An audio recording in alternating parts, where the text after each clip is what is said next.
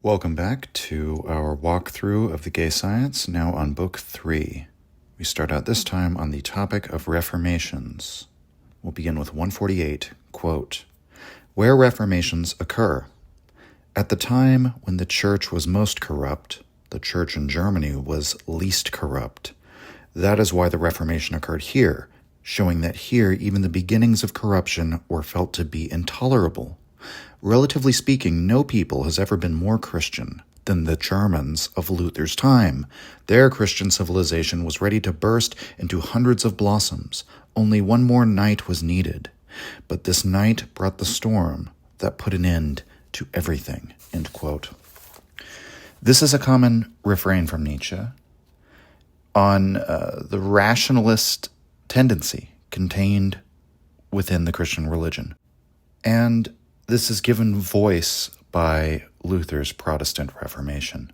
Why is it rationalist? Well, it's rationalist in a dogmatist sense of that term.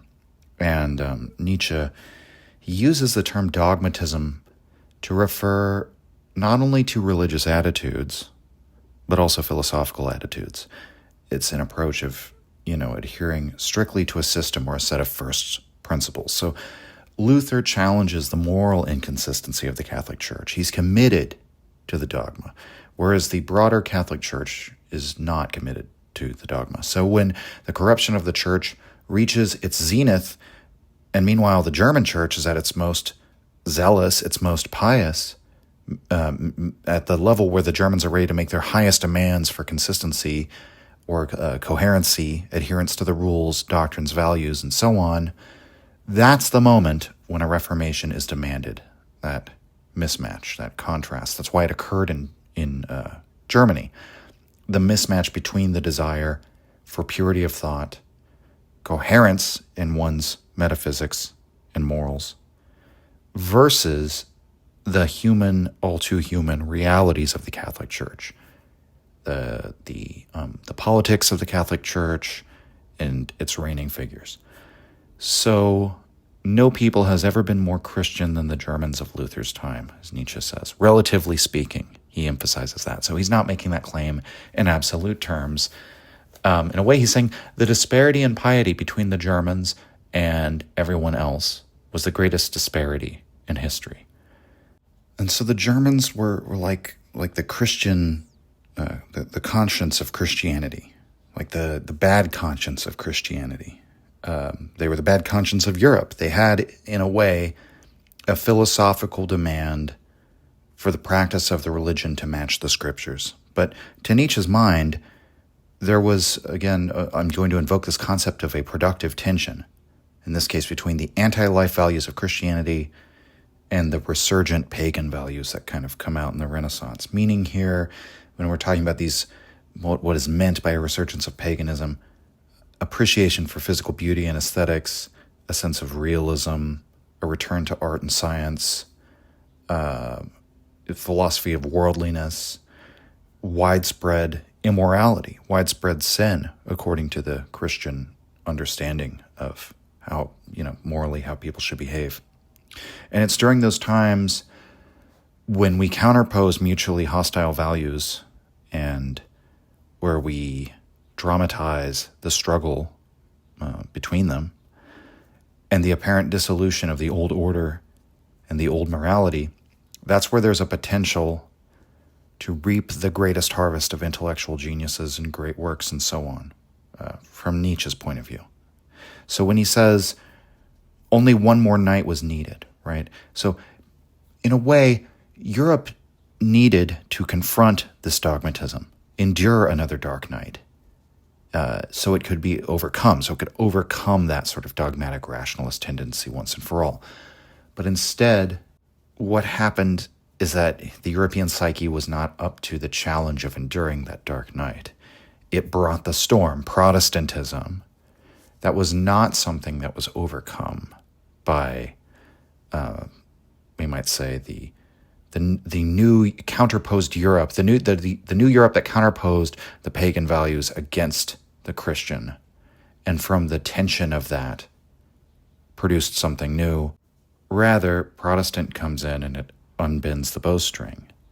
This is why in the preface to Beyond Good and Evil, Nietzsche brings up the Jesuits as an example of a past attempt to unbend the bowstring, because as Nietzsche says elsewhere, I believe in Human All Too Human, in a passage I believe is called Renaissance and Reformation, where Nietzsche says that the Catholic Church was not unaffected by the Protestant Reformation. His fundamental dichotomy is between Renaissance, the period of the Renaissance, which is the counterposing, the productive tension between pagan and Christian values, and Reformation, which is the overcoming of the pagan values, a reaction, a return. Quite literally, it's in the name, a reformation, to remove all of that and go back to pure dogmatism. What happened is that the Catholic Church adopted a medieval siege mentality, you might say. The church became militant, and the church had to take on some of that Lutheran proclivity to rationalize their doctrine, make it consistent, coherent, return to the dogma, so to speak, clean up their act, we might say, from the perspective of a moralist. So the Catholic Church themselves, after the Protestant Reformation, loses whatever it was that potential return to a Dionysian view of life. The Catholic Church loses that, as well as, the Lutherans are the antithesis of that. So this is the dark night that destroys the possibility of reaping that harvest of that tension, that perhaps if that dogmatism had been overcome during that period, if it hadn't been for Luther, one of the things that Nietzsche says in that passage, Renaissance and Reformation and Human All Too Human, is that it was a very strange confluence of political factors, this strange combination of different interests that preserved Luther, that he could have easily ended up just simply being burned as a heretic. But the Pope wanted to use him to, first the Holy Roman Empire, or the Holy Roman Emperor wanted to use Luther as sort of a wedge or a counterbalance against the power of the papacy, and the Pope wanted to use Luther as a way to counterbalance the power of the Holy Roman Empire against all of these independent or semi-independent German kingdoms and princedoms. And so without this curious interplay of geopolitics, it's very likely that Luther's Reformation could have been smothered in the cradle, so to speak. But that isn't what happened. Instead, the Germans are responsible. There's another passage in, I believe in the Antichrist, where Nietzsche says that, or it might be in the Wagner case, I'm not exactly sure, where Nietzsche says every crime of culture of the last millennia lies on the conscience of the Germans. And Luther is the example he gives yet again. Okay, let's go to 149. Quote, "The failure of reformations.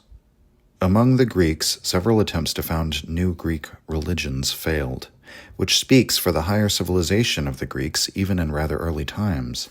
It suggests that there must have been in Greece at an early time large numbers of diverse individuals whose diverse needs and miseries could not be taken care of with a single prescription of faith and hope.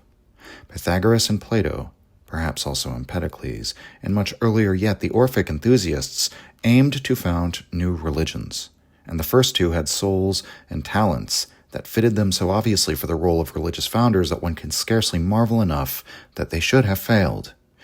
Yet all they managed to found were sects. Whenever the reformation of a whole people fails, and it is only sects that elevate their leader, we may conclude that the people has become relatively heterogeneous and has begun to move away from rude herd instincts and the morality of mores. They are hovering in an interesting intermediate position that is usually dismissed as a mere decay of morals and corruption, although in fact it proclaims that the egg is approaching maturity and that the eggshell is about to be broken. That Luther's Reformation succeeded in the North suggests that the north of Europe was retarded compared to the south, and still knew only rather homogeneous and monotonous needs. Indeed, Europe would never have become Christian in the first place if the culture of the ancient world in the south had not gradually been barbarized through an excessive admixture of Teutonic barbarian blood, thus losing its cultural superiority. The more general and unconditional the influence of an individual or the idea of an individual can be, the more homogeneous and the lower must the mass be that is influenced, while counter-movements give evidence of counter-needs that also want to be satisfied and recognized. Conversely, we may always infer that a civilization is really high when powerful and domineering natures have little influence and create only sects. This applies also to the various arts in the field of knowledge. Where someone rules, there are masses, and where we find masses, we also find a need to be enslaved. Where men are enslaved, there are few individuals, and these are opposed by herd instincts and conscience." End quote. So first, we'll go to the middle paragraph because it expands on what we were just talking about before. In some way, Luther is just a representative of the German church, the most moral and dogmatic church at that time. Why? Why is this the case? Because the northern Germans were a more retarded society, as Nietzsche puts it, compared to the south of Europe. They had homogeneous and monotonous needs. They were stagnating. That's the technical sense of the word retarded. We're not using it as a slur here. We mean it quite literally. Nietzsche then makes a rather interesting comment about the Teutonic blood of early Germans barbarizing the people of Southern Europe.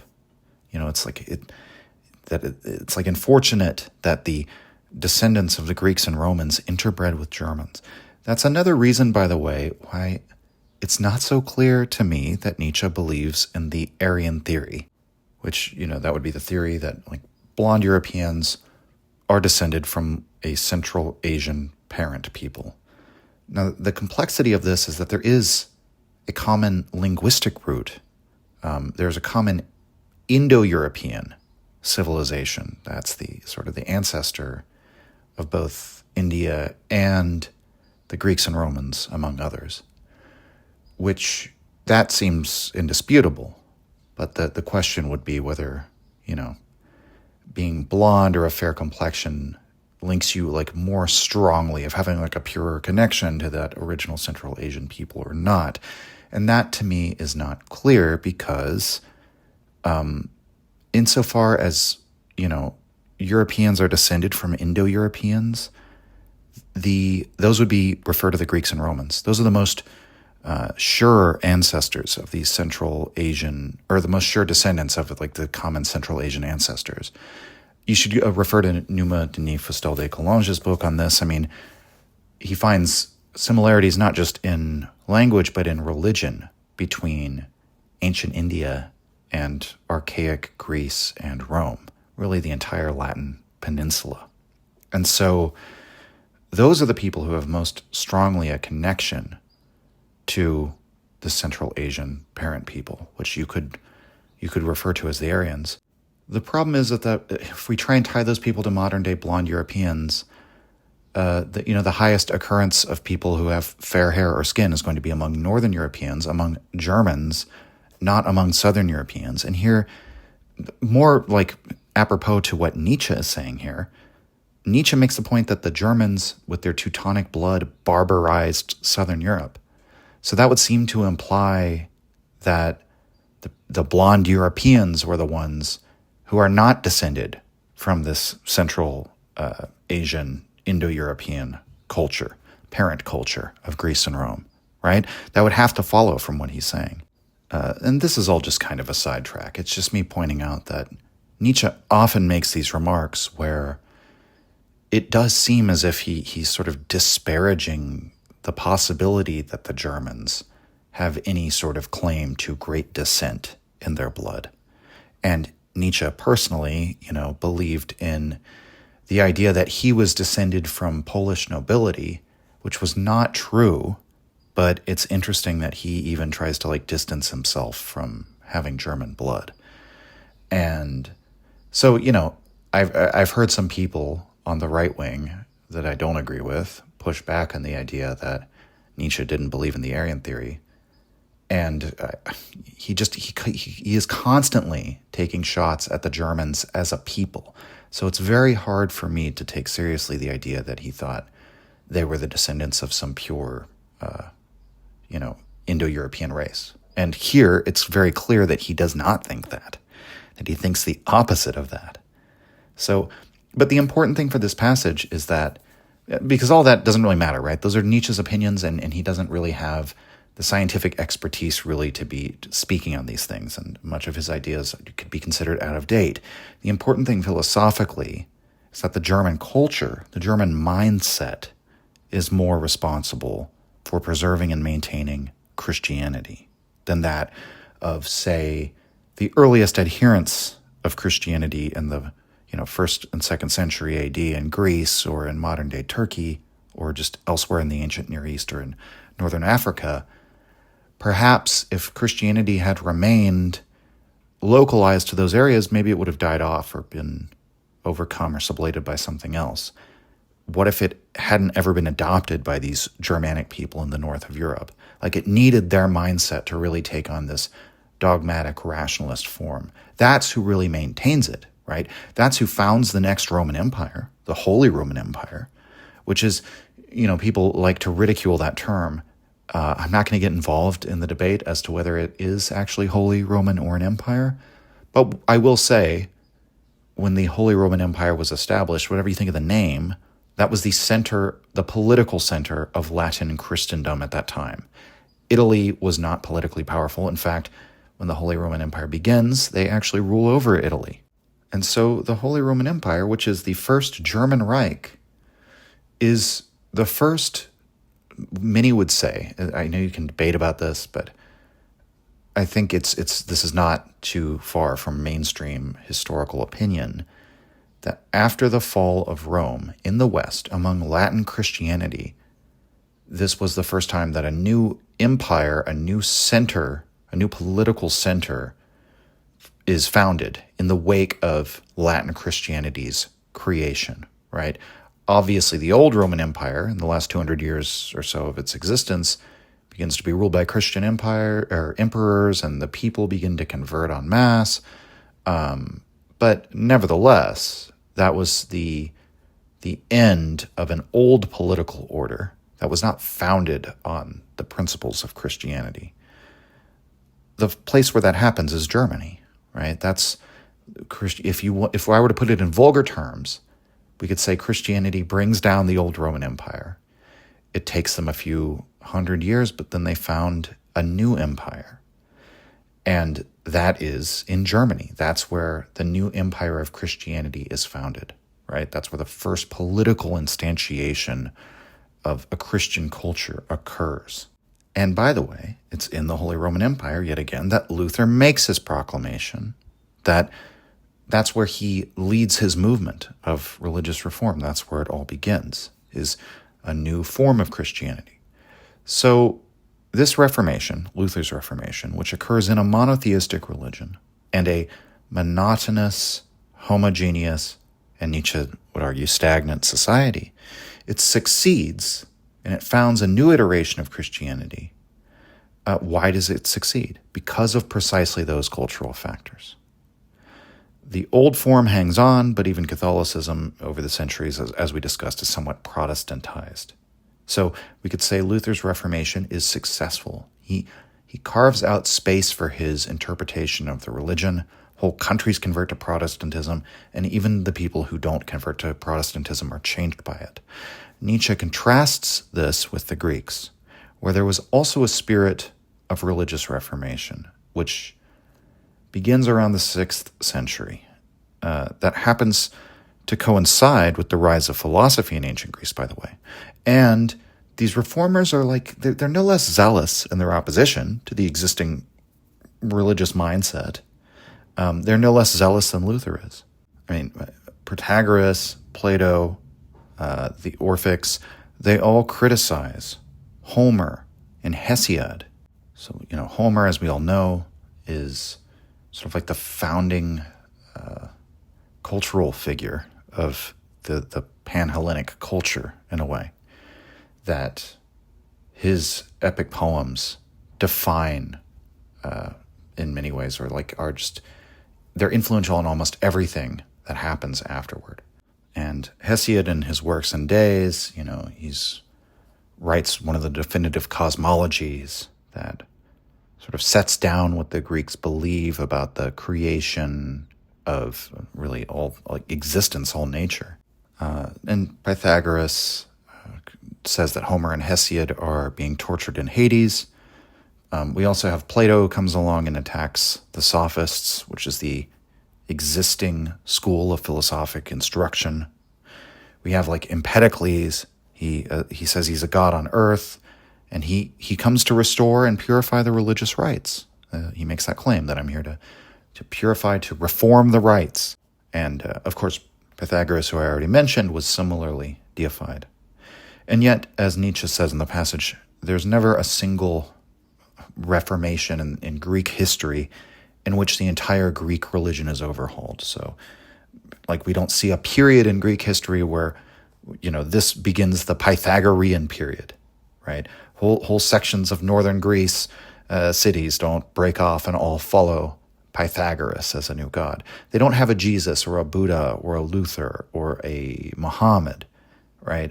Instead, the intellectual battles between these sects continue, and the religious battles. And they're not even really battles. They were satisfied. The polytheistic culture of Greece was satisfied to allow these multiple different interpretations, which is sort of what Nietzsche's pointing to. They didn't have the need to dogmatically purify every other religious sect to believe exactly the way that they did. To the extent that there were intellectual battles, they're sort of in later Greece, like between the Epicureans and the Stoics and the Skeptics and so on. And I could see somebody bringing up Plato as an example, because Nietzsche says he's a legislator of morality. But Plato doesn't really successfully found like a new religion in his own time that takes over the whole Greek society. If anything, I think Nietzsche would say that Plato's the Socratic turn, the theoretic revaluation that occurs in ancient Greece, Socrates is sort of a symptom of, and Plato is sort of like the St. Paul, the systematizer, who comes along to organize that vision for society. But that was already something that was sort of predetermined by the course of Greek civilization up to that point. But, I mean, just admittedly, for the sake of, intellectual honesty or rigor, the closest thing they have to a Luther is probably Plato. Because, he does found the academy, and he teaches Aristotle. Aristotle teaches the future ruler of Greece, Alexandria. You could say that by the time of Hellenistic Greece, Platonism is everywhere. And so, even if a historian would dispute the idea that Platonism is actually the Reformation of ancient Greece, because it's not really a new religious movement. It's really just kind of a new worldview or new outlook. I would say it's kind of hard for Nietzsche to make the argument that Plato isn't comparable to that, especially given his own claims from Birth of Tragedy onward about, again, the theoretical revaluation of values that took place. But my generous reading of this passage would deal with what Nietzsche says in the final paragraph of this passage here in The Gay Science, that the more general and unconditional the influence of an individual is, the more this indicates that the society has become more homogeneous, the more monotonous in its needs, the more moralistic and conformist and stagnant it has become. And so we might say, as Nietzsche does claim, that in the Alexandrian age, Greece began to decline, that the distinctions between city-states began to hold less meaning, as they were all ruled from Macedon, right? And the political order became homogeneous, and new religious ideas that were syncretic began to be adopted everywhere. Because Greek polytheism isn't really syncretism. It's more of a comfort with, like, it's a pluralistic attitude, right? The Greeks enjoy the multiplicity of clashing perspectives. So they permit multiple cults with different beliefs about the gods. And it's that kind of environment where Nietzsche says in this passage, quote, "There are many diverse individuals whose diverse needs and miseries could not be taken with a single prescription of faith and hope," end quote. So that's the culture of the Sophists, the culture of the Agon.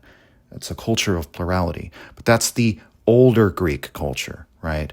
And that it's like these political and cultural transformations that characterize the younger Greeks, the Hellenistic Greeks, the Alexandrian Greeks, well, it really happens under Macedon. It really happens after the civilization defined by the polis, where the polis was the central unit, right? Where they didn't really, they did see themselves as Greeks, but first and foremost, they were an Athenian or an Argive or a Lacedaemonian, right? That was primarily how they understood themselves. And this is very central to the work of Jakob Burckhardt, who's one of the biggest influences on Nietzsche's thought as regarding the Greeks. That basically, yes, precisely the difference, precisely the thing that changed in the Greek culture to allow Platonism to go everywhere was this political and cultural homogenization that occurs when the culture of the polis, the culture of the sophists, falls, is conquered by the Macedonians, is conquered by Alexander the Great. And so it's that society, the Alexandrian society, that was ripe for a reformation. So, that again, that's me being generous to Nietzsche, that, you could say a reformation does occur, but it can't happen during the tragic age, during the older Hellenism, in the culture of the sophists, in the culture of pluralism. It happens after a great political unification. And it's after that Platonism takes over society. Let's go to 150. Quote, "On the critique of saints, to have a virtue, must one really wish to have it in its most brutal form, as the Christian saints wished and needed it.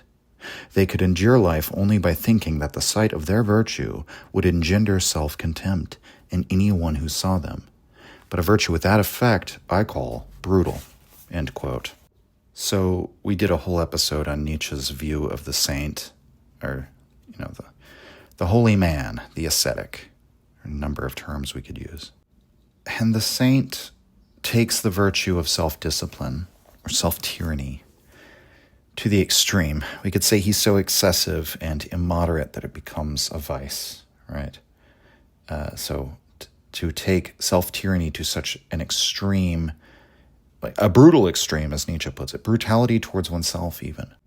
But the ultimate goal of the ascetic priest, of the holy man, in taking this virtue to a vicious extreme, is that anyone who even looks at them, who beholds a person with such a brutal virtue from the outside in, they will feel themselves judged and condemned by the level of commitment that the ascetic shows, the level of commitment they have to their moral and holy task, to their ascetic ideal.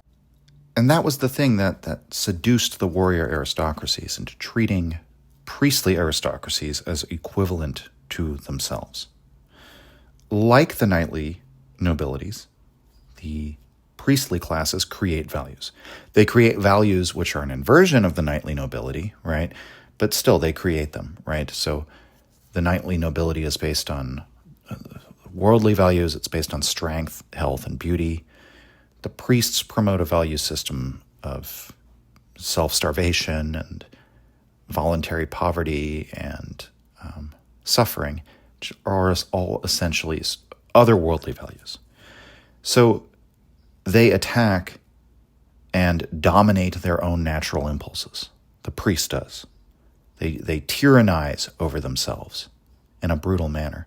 They wage a brutal war of extermination against their own impulses. And throughout the ages, onlookers said to this, to what benefit? The fact that I can't see a benefit, I can't determine the benefit from the standpoint of narrow utility or from the standpoint of any of the worldly values of the nobility, that made them curious, right? So they had to ask the priest, the ascetic, why? Why do you do this? Where do you find your inner power to do this? To what point and purpose do you do this? I admire your discipline in this respect, to fast, to take a vow of poverty, to devote your whole life to the ascetic task. But why? And the ascetic answer is for a greater reward in the other world, in heaven, greater than anything you could achieve here on earth. And we might say the religious mind has taken this at face value, whereas Nietzsche sets himself the psychological question of determining what the purpose is of the ascetic morality. And he looks at this dynamic and determines that that's the purpose in so many words. It places them in a position of power and judgment above all the material world, all the natural world, and all the people who live according to the values of nature. So in fact, it's not as if there is no worldly point or purpose to the ascetic life. That is its purpose, to elevate the ascetic above others, to give him worldly power by his invocation of the otherworldly, which gives him the power to judge and condemn the rest of us. And so the self-discipline that he practices, that's a virtue taken to the extreme, to an extreme and brutal form, which is a virtue not used merely to tame oneself, but to tame others, really. It becomes a weapon, a means of subjugation.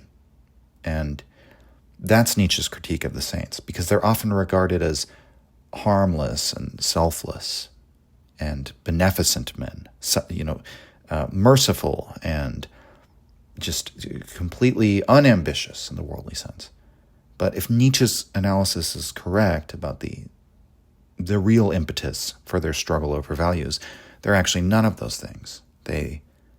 We can say many of the same things about them as we could say about the warrior aristocracies in the final analysis. It's just where the warrior aristocracies had physical power, the priests they were lacking in physical power, and so they had to make up for it with these falsifications of reality. And their ascetic practices are a way of making those seem real, making them, drawing, again, a pathos of distance between themselves and others, which the knightly aristocracies had as a result of their physical power. The priests have to create their own pathos of distance, their own order of rank. Nietzsche would argue according to opposite values, but nevertheless, the function of it is to also carve themselves off from the rest of the world, which by separating themselves, by making themselves distant, we are the ones with the hygienic practices. We are the ones with the mystical connection to the spirit. We are the ones who tame and discipline ourselves. We're spiritually pure, all of these things. That is what sets them apart, makes them a new form of nobility to compete with the old form. All right, let's go to 151. Quote, "Of the origin of religion. The metaphysical need is not the origin of religions, as Schopenhauer supposed, but merely a late offshoot. Under the rule of religious ideas, one has become accustomed to the notion of, quote, another world, behind, below, above, unquote. And when religious ideas are destroyed, one is troubled by an uncomfortable emptiness and deprivation. From this feeling grows once again, quote, another world, but now merely a metaphysical one that is no longer religious. But what first led to the positing of another world in primeval times was not some impulse or need, but an error in the interpretation of certain natural events, a failure of the intellect," end quote. So Schopenhauer said, we all have a metaphysical need, in the same way that Kant said, every man will do metaphysics, like whether he does so consciously in the full light of reason, or if he simply adopts inherited or common sense metaphysics independent of his own use of reason. Nietzsche says the metaphysical need is a late offshoot. Why? Because Kant and Schopenhauer, the people making such claims, lack a historical sense. Because in truth, it's them, it's Kant and Schopenhauer, or you might just say the Germans living in post-Enlightenment Europe, who now find that they have this metaphysical need. Nietzsche would say such a thing is not an inherent need of mankind. That, for example, the ancient Greeks in the tragic age didn't have such a need, right? They didn't do metaphysics. You might say that they believed a priori or intuitively in certain metaphysical claims or something like that. Nietzsche would actually argue that they did not, that they didn't actually think about truth in these objective terms the way that we do. But he would also say, basically everything we explore in terms of metaphysical philosophy, they explored through aesthetics. They expressed through art and myth and poetry and so on. They didn't actually have this need to come to these metaphysical first principles. And to the extent that those people existed in ancient Greece, among even the pre-Socratic philosophers, the way that they operate is very different from the systematic philosophy of a Kant or a Schopenhauer, and also the philosophers as a class of people, they were just very different from the Greeks around them. They're not really a good representative of the Hellenic culture as a whole. Whenever people appeared who inquired about metaphysics in the tragic age, this knowledge was considered useless, and the entire practice considered really superfluous and luxurious. Philosophy is sort of like a luxury. It's not a basic human need. That's possibly the best way to put it. So the really important thing here is that Nietzsche is pointing to the creation of the other world as a direct link with that so-called metaphysical need. That the Christian other world, or heaven, is a sublation of an intellectual other world, which might be Plato's realm of the forms. And then in post-Enlightenment Europe, when the religion begins to, like the literal supernatural truth of the religion begins to sort of like, the belief in that starts to decline, or some of the more dogmatic positions begin to be questioned, then we have Kant's metaphysics. Then we have Schopenhauer's metaphysics, right?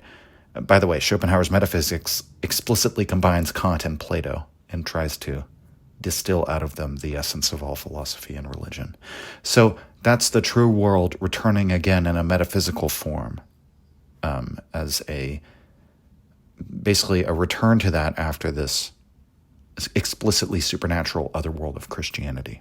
And all of this is what Nietzsche calls the true world, which we talked about in the first episode of the podcast. Any attempt to posit a superordinate existence above the world of the senses or behind the phenomenal world, or even superordinate truth claims or facts that transcend the senses. Nietzsche believes in a sensible world, not in the suprasensible world.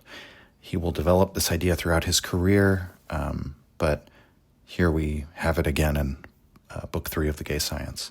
But as Nietzsche will say later, and this is in Book 5 of The Gay Science, he says, quote, "It is still less the antithesis of thing in itself and phenomenon, for we do not, quote, know enough to be entitled even to make such a distinction. Indeed, we have not any organ at all for knowing, or for truth," end quote.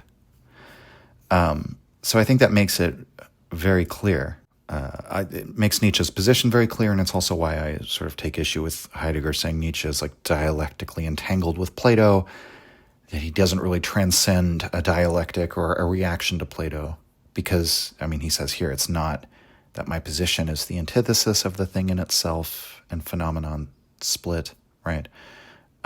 We don't know enough to be able to make that distinction. We can't even make these claims about a so-called true world. And in the passage that we looked at in the very first episode, where he says the true world, it's an idea that's of no further use to us. It's not an obligation. It no longer motivates us. It is it's an idea that refutes itself basically from that very point, that it is not an obligation. It's not a motivation. So let's get rid of it. Let's abolish it. And shortly thereafter, he says, now we don't live in the quote unquote illusory world. We got rid of that world alongside the true one. And it becomes clear that Nietzsche is trying to articulate a worldview that's fully grounded in the senses, the immediate or unmediated experience of sensation as itself the quote-unquote true world, not this division between the thing in itself and appearance that comes forth most strongly in Kant and is codified by Schopenhauer. Schopenhauer's kind of like the apogee of the two worlds approach to philosophy, viewing reality from the perspective of an intelligible world behind the senses and the representations that are immediately perceived by the senses. But here, what Nietzsche says, the positing of that other world in earlier times was an error. It was a failure of the intellect. The world is always seen as above or below or behind the true world. And so there are the senses in front of us. The senses are obscuring the truth. The truth is hidden by the senses. And Nietzsche flips this on its head by insisting that the senses are the truth. We actually cover over the senses. We actually layer over them with the intelligible world. We place the other world on top of the truth. And so, remember, this passage is called The Origin of Religion. Religion comes from this superimposition of the other world. So metaphysics and the metaphysical need and the religious need are somewhat the same thing, right? the link between Platonism and Christianity, and the fact that even post-Christian philosophy still capitulates to the same metaphysical need. It's all the same thing. Let's go to 152. Quote, "The greatest change, the illumination and the color of all things have changed. We no longer understand altogether how the ancients experienced what was most familiar and frequent, for example, the day and waking. Since the ancients believed in dreams, waking appeared in a different light. The same goes for the whole of life, which was illumined by death and its significance. For us, death means something quite different. All experiences shone differently because a God shone through them, all decisions and perspectives on the remote future, too. For they had oracles and secret portents and believed in prophecy. Truth was experienced differently, for the insane could be accepted formerly as its mouthpiece, which makes us shudder or laugh. Every wrong had a different effect on men's feelings, for one feared divine retribution and not merely a civil punishment and dishonor. What was joy in ages when one believed in devils and tempters? What was passion when one saw demons lying in wait nearby? What was philosophy when doubt was experienced as a sin of the most dangerous kind, as sacrilege against eternal love, as mistrust of all that was good, high, pure, and merciful? We have given things a new color. We go on painting them continually, but what do all our efforts to date avail when we hold them against the colored splendor of that old master, ancient humanity?" End quote. This passage is interesting because at first, so Nietzsche just says the ancients, and you might think, therefore, he's talking about classical antiquity. He mentions oracles and portents for every decision, the gods shining through everything. Even the experience of day and night might have been, there might have been a mystical explanation, because if you seriously believe in your dreams, then in your waking hours, you're going to take those waking hours differently. You'll have a different experience of the reality of your waking life if you consider your dreams to be just as real. But then later he brings up devils and tempters. He says doubt was experienced as, he uses the term sin, and sacrilege against eternal love. So all of that does not invoke classical antiquity. That invokes, rather, Christianity, perhaps medieval or ancient Christianity. And that makes this somewhat of a confusing passage. Nietzsche never tells us, okay, at this point I'm talking about the Greeks, and at this point I'm speaking of ancient Christians. He never says that. And it stands to wonder whether Nietzsche is blurring antiquity altogether, not really speaking of the ancients, quote-unquote, in terms of distinct civilizations, in the full nuance of their different values, but in terms of just a different experience of the world that really all the ancients had, regardless of their values. The experience of the world as magical, right? Which the pre-scientific view of the world, we'll say. That's what differentiates their day-to-day experience from us moderns. It's a view that we might call superstitious, which that might apply just as much to a Hellenic Greek and their day-to-day experience as to that of a feudal serf in the Holy Roman Empire. And Nietzsche meditates on what it might mean, these quite different factual beliefs, really metaphysical beliefs, you could say, how they might have a normative effect or an aesthetic effect in how we view the world. And so he says, we've given the world a new color. We go on painting continually onto the world, to the various phenomena of the world. We paint the world over with these interpretations, these intelligible explanations of the sensible world. Even the Greeks were in some way falsifying the world with their conceptions of gods and sacred rites and taboos, with a god shining through everything. That's a falsification of the world too. But what matters is not so much the objective truth or falsity, but what kind of light, what kind of color it throws onto things. Again, it's an aesthetic categorization that Nietzsche's making here. That's what's beneath this. Remember last week when we started the aphorism that what turns against Christianity now is our taste more than our reasons. And so here when he's bringing up new colors, a new light that we throw onto everything, just like in the other passage we looked at of the different light thrown onto the passions. So, that's an aesthetic concern. It's judging our metaphysics or our morals for what aesthetic effect it has. Or in the case of the passage about our taste turning against Christianity, saying it's ultimately an aesthetic concern that is determinative here. And so, and this kind of, in a way, you might say that this gestures toward that critique of a progressive or linear movement in the history of thought. We should see thought, the history of thought, as a continued experiment that can go right or go wrong. And, so what if it was that the color that the ancients threw onto the sensible world was more artful, more masterful, as Nietzsche implies at the end of this passage? What would that imply about our idealistic notions of progress? Well, it's not that, as Nietzsche says in Human All Too Human, progress is possible. It's just not guaranteed, right? And you could say later he kind of turns against the idea that even progress is possible. Everything sort of becomes contained within a single life for Nietzsche. That's really the start and end of all value is within your single individual subjective experience in life. But we can leave that aside. It's just simply the idea that what if people from an earlier period had a metaphysical or moral view or just a religious view of the world that threw a more beautiful, artful, masterful light onto existence than our scientific, mechanistic view of the world throws onto it? And, what good is all of our gesturing in the direction of its supposed proximity or greater proximity to objective truth when, at the end of the day, Nietzsche is evaluating things aesthetically in some ways. Again, it's only as an aesthetic phenomenon that life is justified. Let's move on to 153. Quote, Homo poeta. Quote, I myself, having made this tragedy of tragedies all by myself, insofar as it is finished, I, having first tied the knot of morality into existence before I drew it so tight that only a god could untie it, which is what Horace demands, I myself have now slain all gods in the fourth act for the sake of morality. Now, what is to become of the fifth act? From where am I to take the tragic solution? Should I begin to think about a comic solution? End quote. This is almost like Nietzsche himself breaking the fourth wall. He puts the entire aphorism in scare quotes, which means you might think, well, that means it's not Nietzsche himself who's speaking, but I think it's like Nietzsche, the author, is speaking here. It's like his internal monologue to himself.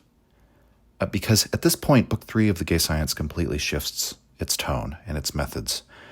We've had these rather long sections up until now, or at least there's been a couple 1 or 2 sentence aphorisms, but short paragraphs are the norm. That's sort of the norm throughout the whole book. But, we've had some very heavy and dense passages. I mean, the Madman, for instance, that's very much one of those passages, and that's very much in keeping with the style of the first 2 books. But after this section, the entire rest of Book 3 shifts to epigrammatic sections. They're more like the style of the French aphorists like La Rochefoucauld. And there are other sections like this in Nietzsche's work. I mean, we went over the epigrammatic section in Beyond Good and Evil in that walkthrough. Twilight of Idols begins with a section like that, Maxims and Arrows. But the main difference here is not just method, but tone. He says it's a comedic solution to the problems he's raised in a way. Remember, The Gay Science is Nietzsche's most comedic work, right? He speaks of it here like a play in the fourth act. That's where you've just had the denouement, which is, it's French. You can break it down, denouement, the various threads of the plot finally coming untied, where characters die, characters, achieve their goals. The things that are set up have to be paid off. But Nietzsche says that, he's killed all the gods in the fourth act. So he can't do the deus ex machina. That's the joke in some sense, like he refers to Horace. Horace says no god should be introduced into the action of the play until the knot is such that no one but a god can untie it. And so Nietzsche has tied the knot of morality into existence, as he says, so tightly it would seem a god is needed to undo it. Now, what does that mean exactly? Well, remember he says in the earlier sections of the book, our perceptions are moral perceptions. And throughout this killing of the gods, this attack on the divine, particularly on the ideas of the divine in Christianity, which come to us through Judaism, which we talked about mostly in the last section, Nietzsche's leaned heavily on this insight of the moralization of the world as the origin of religious ideas. The brutal virtue of the ascetic is one example, right? As the impetus for the creation of the other world. Or the perception, a moral perception, just like all perceptions, that men suffered most from their sins. That was the world interpretation of Jesus, who then creates this religion of forgiving sin, right? And further, it's through the moral skepticism of Christianity, the push to inquire into our own morality, our own intentions, the impulses behind the intentions, that's eventually turned against the religion itself. So Nietzsche is saying, in so many words, I've basically leveled the charge that everything is moral, even perception. There are no moral facts, there are only moral interpretations, because morality comes from an impulse. It's at bottom physiological. Even our highest ideals, our most abstract philosophy, comes from these, what you might say, arbitrary determinations or judgments of value. Nietzsche's reoriented everything to be about value and valuations, and then has said, as Protagoras did, man is the measure of all things. And man, not considered in the Platonic sense as a rational creature who can make dispassionate judgments about all things, but rather an impulsive, driven creature who launders those into, which are really pre-rational judgments, but are fundamentally the source of all of our morality. We then sort of take those and articulate them into complex moral claims. So then, having tied the knot of morality so tightly into existence, one may ask then, how can we demoralize the world? Not demoralize in the sense of losing your morale, but losing your morality. Or we might look at the early sections of Book 3, where Nietzsche calls all the so-called deifications of nature shadows of God. So these religious interpretations of the world, which at bottom were based on evaluation and imposed on the world by the mind, they still color our apparently secular thought. They still lead us astray into these eternal errors. And so if we wish to de-deify the world, it would seem that we would have to free ourselves from our moral and immoral judgments in interpretation. But how could we do that, right? As Sartre said, everyone's hands are dirty. So I don't think Nietzsche would put it in those terms, but he might acknowledge, because I don't think he would say interpretation dirties us, right? But he might acknowledge the way that our values and our perspective, well, not might, he would acknowledge the way that our values and our perspective are so intertwined that we have no choice in this. That to value is to perceive and vice versa. There's no view from nowhere that is valueless. So what are we to do? Can we de-deify the world? Can we cease in moralizing the world, right? What, is this a tragedy because of the fact that this moralism is so intractable, is so impossible, it's so, we might say, it's so part of the structure of thought, right? Naturally part of the human structure of thought. So is that tragic? Well, Nietzsche here makes his comic solution. And what is that solution? I mean, it's a return to the style of, frankly, the moral maxim, which is kind of a joke in a way, There's no quote-unquote way out. And then therefore we end this book after exposing metaphysics, exposing morality, exposing religion, by returning to the style of the maxim that the moralists, the moral aphorists of past ages perfected. And much of what Nietzsche writes in these sections could be called pragmatic. These are the kinds of insights from Nietzsche that could be called self-help or life advice. It's very much in that La Rochefoucauldian vein. And there's an irony to that. The irony being that this is fundamentally, it's moralism, but not only moralism, it's the earliest, least sophisticated form of moralism. So is that the punchline? That after all of this, there's no God to step in and remedy the situation. We return to dispensing sayings like the 7 wise men of ancient Greece. Because at the end of the day, we still have to live in this world.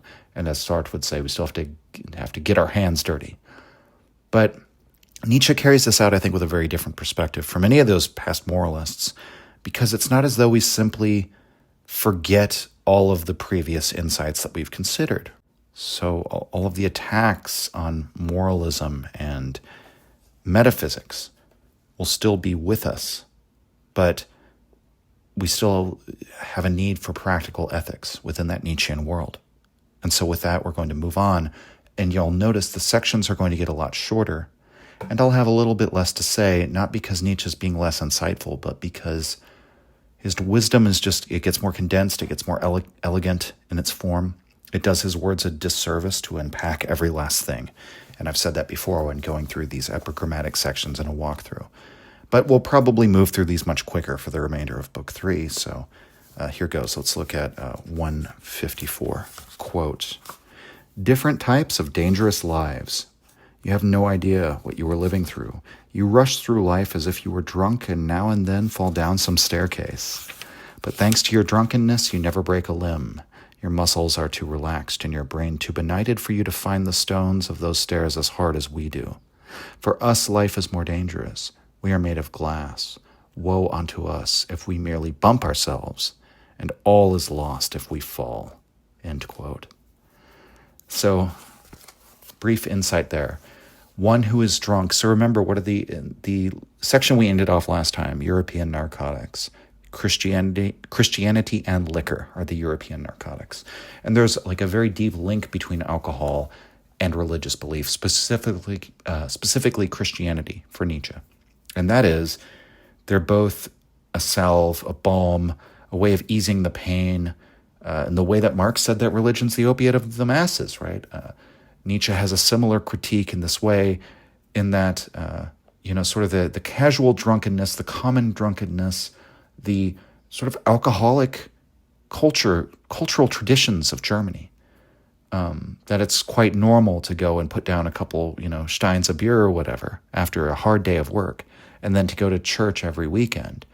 And that these are just sort of a way of turning off your brain and coping with the pain of existence by just sort of dropping out of it for a little while, which is sort of Nietzsche's problem. So with all of that backdrop, the whole idea of like a drunk person falling down the stairs and it doesn't hurt them as much. I mean, that's actually true, by the way. And it's not just that it doesn't hurt. You'll actually get physically less injured because your body is looser, like your muscles aren't tightening and bracing against the pain. The guitarist and the other guitarist and singer in my previous band, Steve, once had, he fell because he was drunk. So I'll say that first of all. But he was drinking with his friends when he was younger and fell off the side of a cliff, basically. It wasn't like a really tall mountain, but it was like a really tall hill, basically. And he did fall straight down, then kind of like tumble for a little bit. It wasn't like a crazy fall, but he basically like rolled down the mountain. And the doctor told him, if you had been sober, this would have killed you. But because you were drunk, you just kind of rolled with it, and you didn't get nearly as injured as you would have gotten. And so Nietzsche is saying here, compared to the people who go through life with those European narcotics, alcohol and Christianity, and we free spirits who have moved beyond these things, who are going through life in sobriety, metaphysical and moral sobriety is really the important part. We are like those who are made of glass. We don't have those coping mechanisms that people with the European narcotics have. And so he says that all is lost if we fall or bump ourselves. And you might say, I mean, what is this? Is Nietzsche just sort of like celebrating the fragility of the free spirit? I don't think that's the case. I think he's saying, know what you're getting into. You're basically setting yourself up to play on hard mode. I'll put it like that, to speak with the vulgar, as they say. 155, quote, "What we lack. We love what is great in nature, and we have discovered this, because in our heads great human beings are lacking. It was the other way around with the Greeks. Their feeling for nature was different from ours." End quote. So we moderns love what's great in nature because in our heads great human beings are lacking, and it was the other way around with the Greeks. Nietzsche is still responding here to the same sorts of prejudices he was going after in his first book, Birth of Tragedy. The idea of Greek cheerfulness, But the fact that German philologists, really all philologists and classicists, had promoted this view of the Greeks as placid, serene, calm, cheerful, sort of like living this idyllic lifestyle as placid nature worshippers. And you still get a little bit of this today with like neo-pagans, who they have a Rousseauian view of nature, quite frankly, and project their paganism is just a projection. And it's a projection of not what they have, but what they lack, right? I believe it is in Birth of Tragedy where Nietzsche says, only a modern age could believe that a terrestrial paradise stands at the gates of culture, and that the foundation of the city represented a conquest of nature, that the Greek didn't regard nature with this kind of, he didn't regard it as a place of peaceful contemplation, for whatever that might mean. He regarded it as a dangerous place. Yes, all the gods dwell in nature, a god shines through everything, but the gods are not, quote unquote, good. They're not all good. They're not all moral tutors, that the way we might see the divine. It could be like Pan, a rustic deity who causes panic. The word panic comes from Pan because people would be struck with a panic, as in ick, meaning of the origin of, so terror of the origin of Pan. They'd be struck with a panic terror when they saw him. We've talked about this before, but that's the Greek view of the gods of wild nature. They, and Nietzsche says in that same passage in Birth of Tragedy that the great Greek heroes all had to overthrow titans and slay monsters in order to found civilizations. So you might think of Cadmus slaying the Ismenian dragon in order to found Thebes. And then he takes the teeth and sows them into the earth. And those become men spread out of the ground as if the teeth were seeds. And they are known as the Spartoi, the sown men, the men who were sown into the earth. And they're these like legendary first warriors of Thebes. So those are the Greek myths surrounding, that's the Greek understanding, is that the polis, the city, is the proper environment for a human being. In the same way that, you might say, well, that's still part of nature, and that's true, Nietzsche would agree. But in the same way that the beehive is the proper environment for the bee, right? And when the bee leaves the hive, it's not like they're leaving sort of like the safety of that environment, right? So the Greeks just didn't have this, the way that the nature worship, the placid, the idyllic conception of nature and of modern-day nature worshipers is out of something that we lack now in the modern age. It's not actually the way the Greeks saw things. And this is because Nietzsche says they had great human beings. They aspired to human greatness. They aspired to, we see a lack of human greatness around us. And there's that other passage in Schopenhauer as Educator where Nietzsche talks about the Rousseauian man and says, only the modern man, half crushed to death by the pitilessness of wealth, would cry out for Holy Mother Nature. That the deification of nature, the seeking of greatness in nature, is a product of the ugliness, the smallness, the pettiness of the society that we live in, the lack of greatness in human beings. And we still see this today. I mean, it's not just limited to Rousseauians or neo-pagans. We see this even in scientific positivist thought when they wonder and marvel at the greatness of the universe and the scale and size and scope of the universe. The pale blue dot, right? The insignificance of humankind. There's something really psychologically revealing about that, and Nietzsche points to that in this passage. 156, quote, "Who is most influential? When a human being resists his whole age and stops it at the gate to demand an accounting, this must have an influence. Whether that is what he desires is immaterial. That he can do it is what matters." End quote. One would have to immediately think of Luther here, stopping his whole age and demanding an accounting from it. And we might simply refer back to the example Nietzsche gave before of Luther being able to do that because the German church was least corrupt at the time when the broader Catholic Church, especially in Italy, was the most corrupt.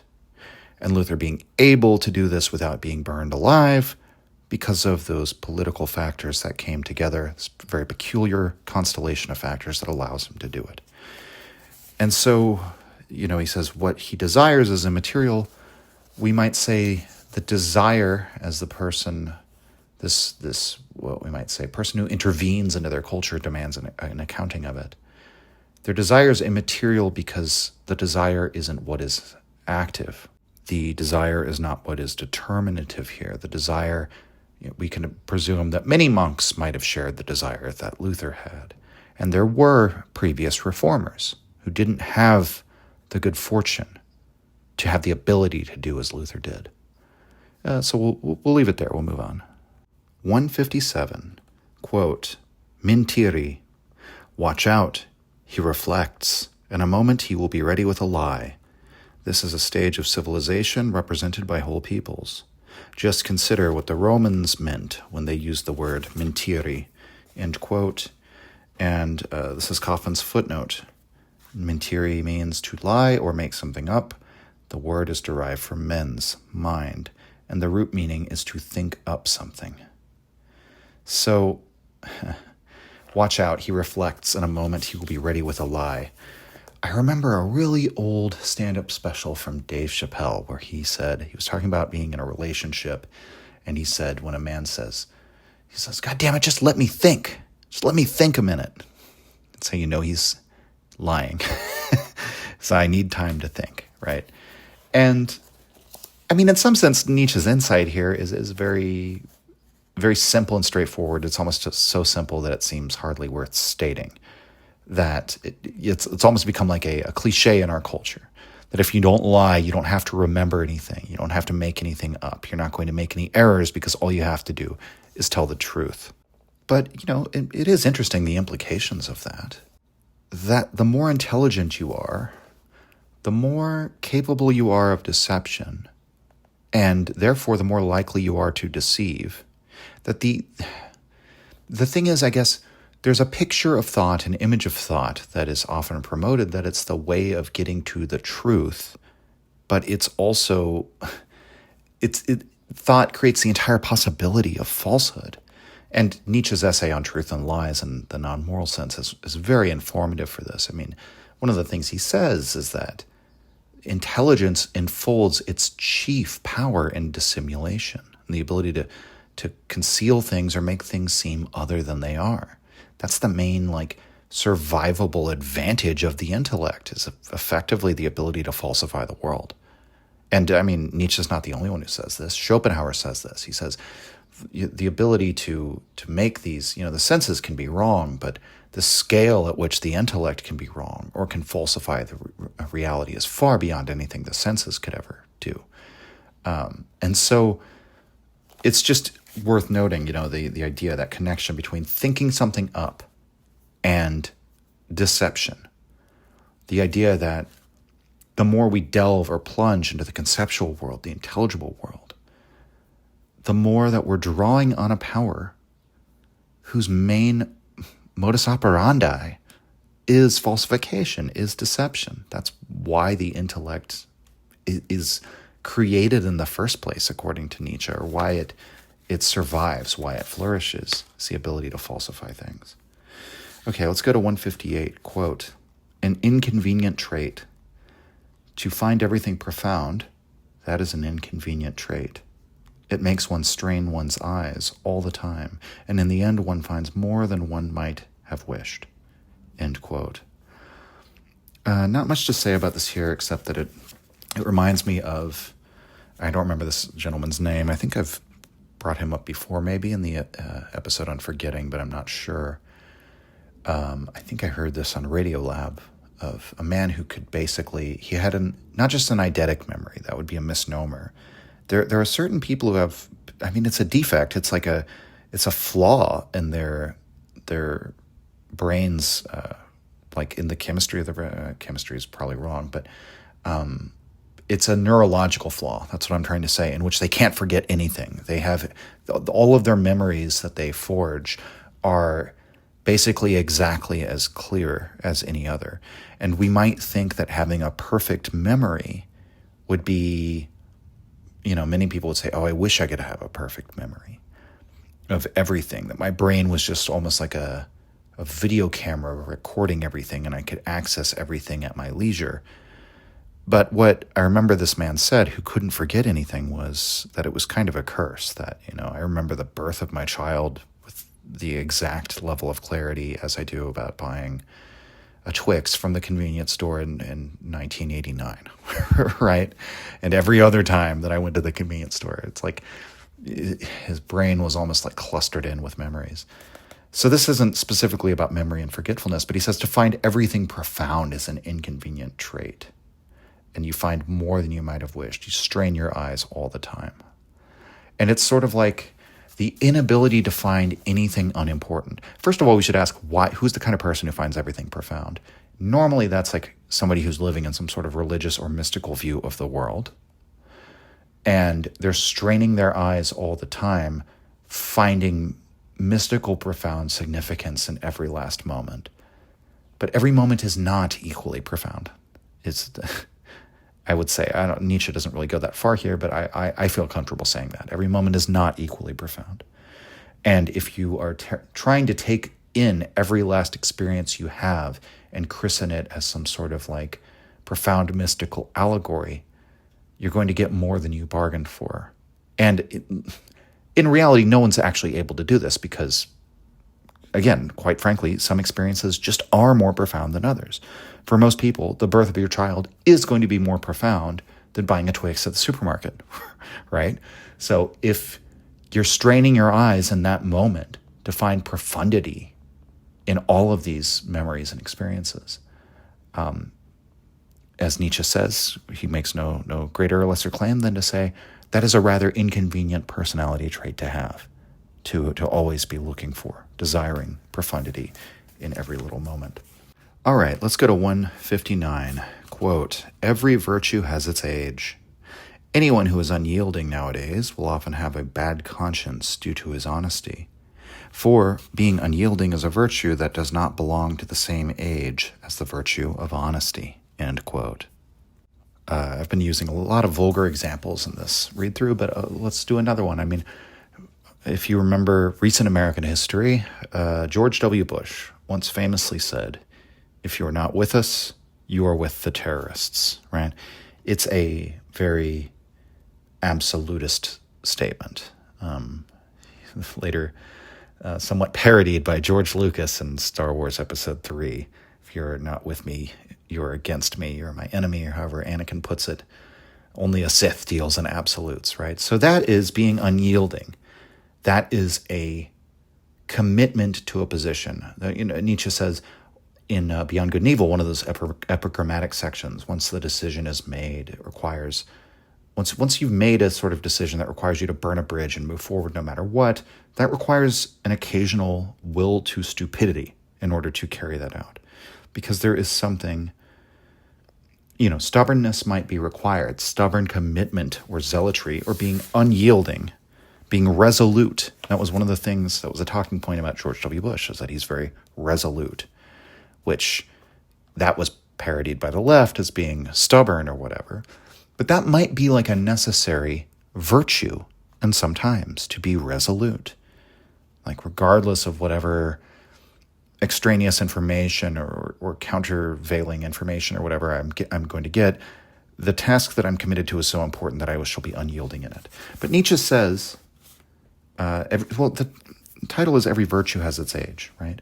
So the implication here is that the modern age, being an age of comparisons, an age where resolute commitment to a single set of values is going to be seen as dishonest, because there are those asterisks and nuances that we're all aware of, and it's very hard to find someone who isn't truly aware of them, of the contrasting viewpoint to their own, of the ways in which their worldview is bound to be, like the reality is bound to be more complicated than any unyielding commitment to one virtue is going to make things out to be. And so the implication here is that the time for unyielding commitment to a virtue has somewhat passed on, that we're no longer in that age, because you're going to have a bad conscience. You're going to feel the guilt of the dishonesty of that dealing in absolutes leads you to, because this is the age of comparisons, because it is an age of cosmopolitan virtues, because it's very difficult to commit and be unyielding to a set task or a set goal, because we're in the age of comparisons. And so I think that mostly covers it. Let's go to 160, quote, dealing with virtues. In dealing with a virtue too, one can lack dignity and fawn, end quote. So fawning over someone, right? Being flattering, being undignified. We might say that all of these things are associated with vices. But what Nietzsche is pointing out is that one can have that sort of undignified, fawning attitude towards virtues too, whether in themselves or someone else. The sort of, we might say, stupid, sycophantic admiration for a certain virtue, for whatever reason, whether it might be the virtue of self-discipline, whether it might be a virtue of chastity, anything, really anything. Let's go to 161. Quote, to those who love the age, the ex-priest and the released criminal keep making faces. What they desire is a face without a past. But have you ever seen people who know that their faces reflect the future, and who are so polite to you who love the age that they make a face without future? End quote. There's something that I think is lost from German to English in this.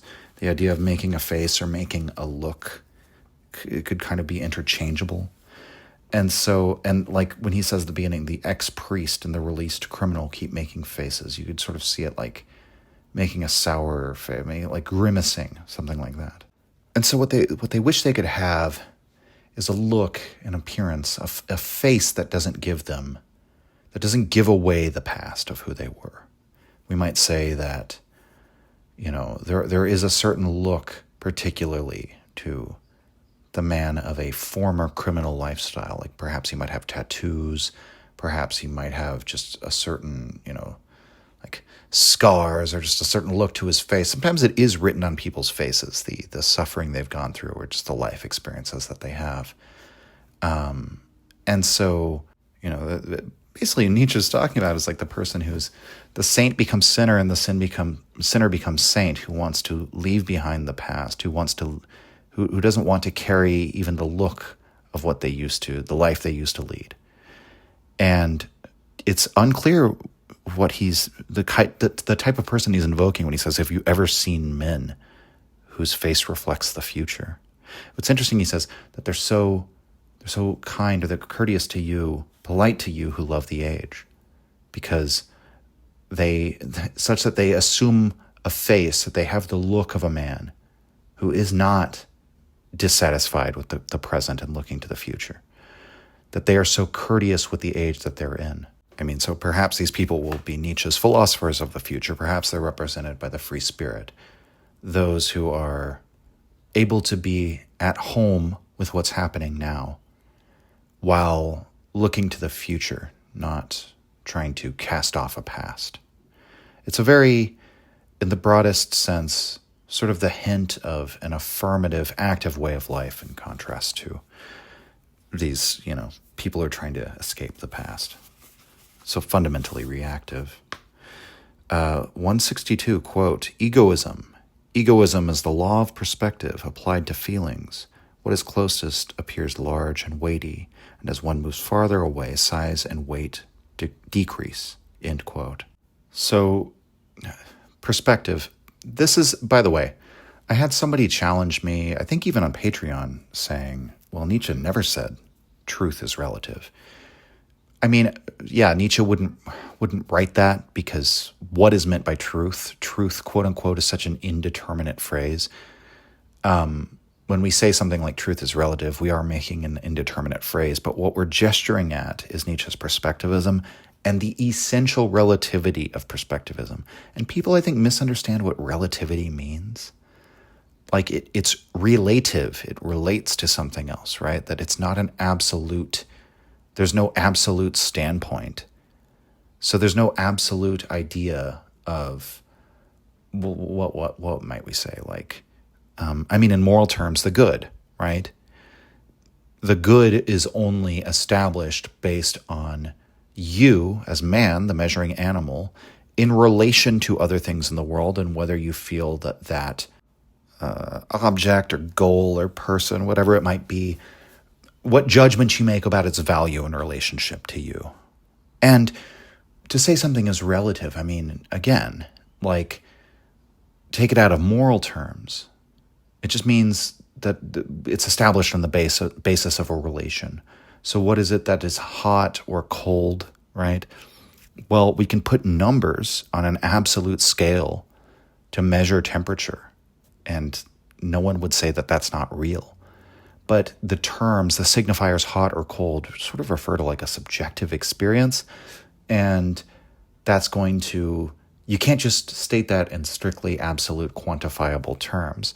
That's relative to what kind of organism we are, because if you were one of the organisms that clusters around those like volcanic jets in the bottom of the ocean, what you consider to be hot and cold would be very different from what we consider to be hot and cold. So it's who and what you are that establishes those relative judgments, because it's always a relation between you and the valuer and the value that establishes that judgment, we might say.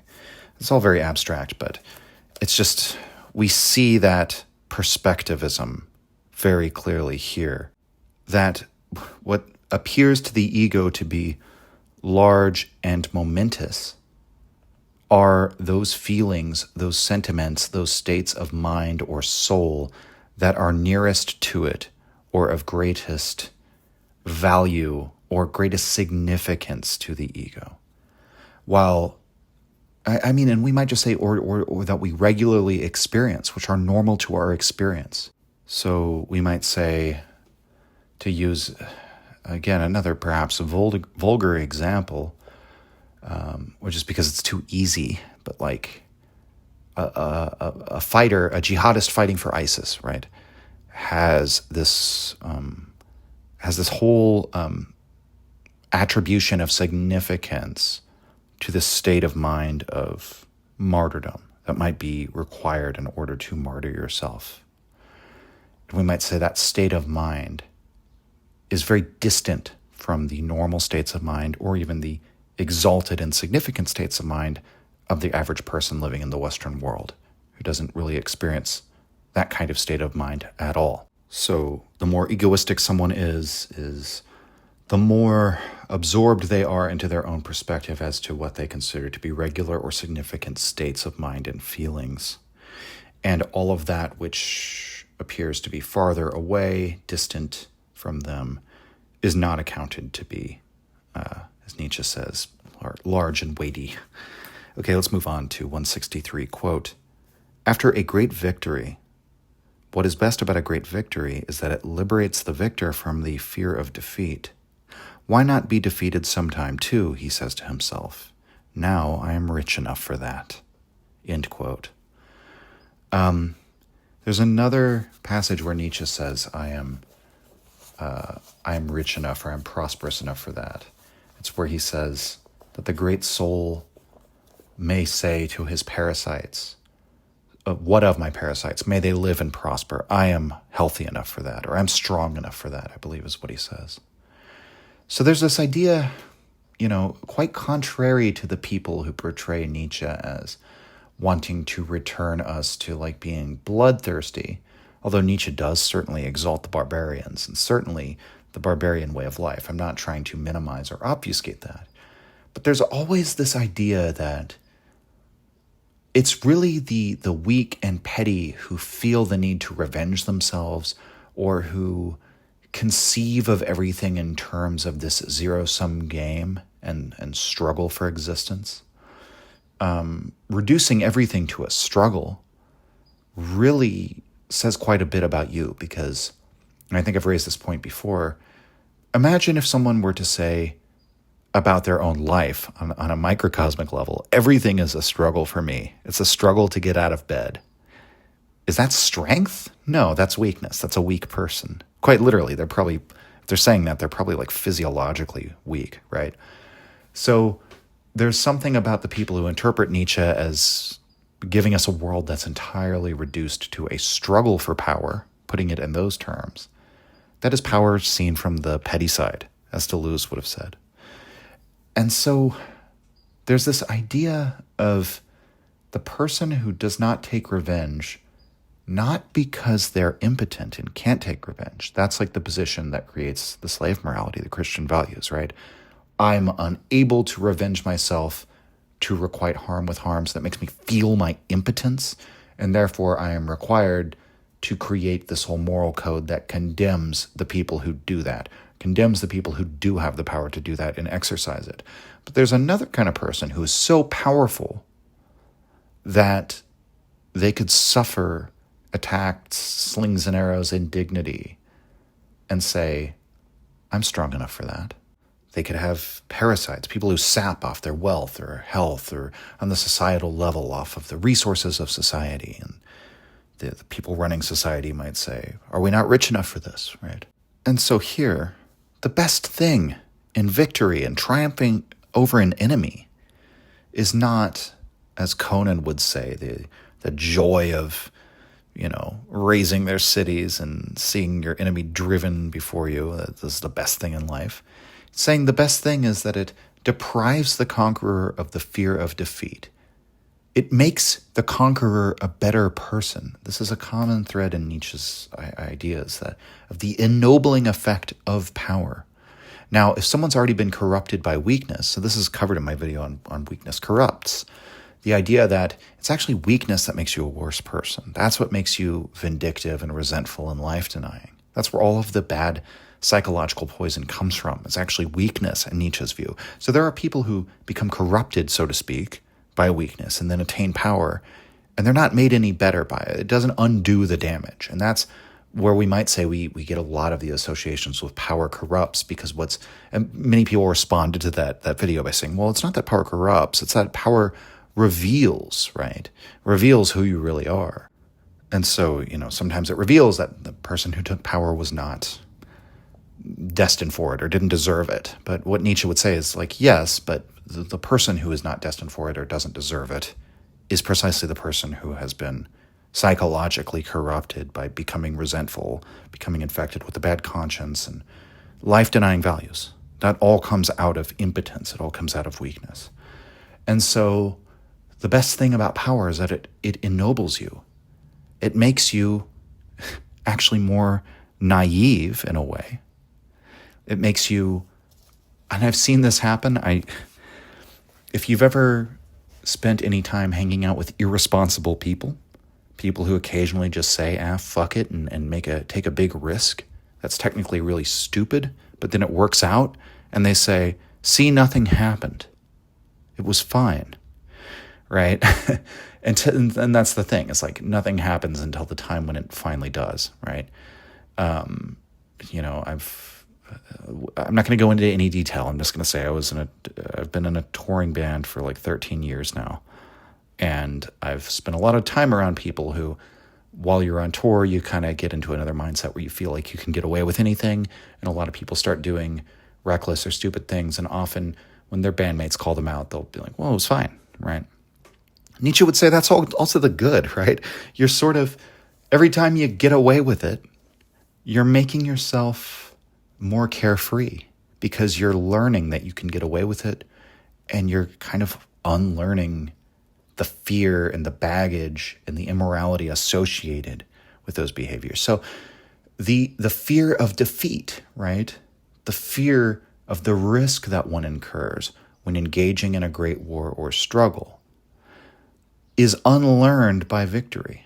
The person who says, look, we fought this risky war against all odds, and it turns out God was on our side.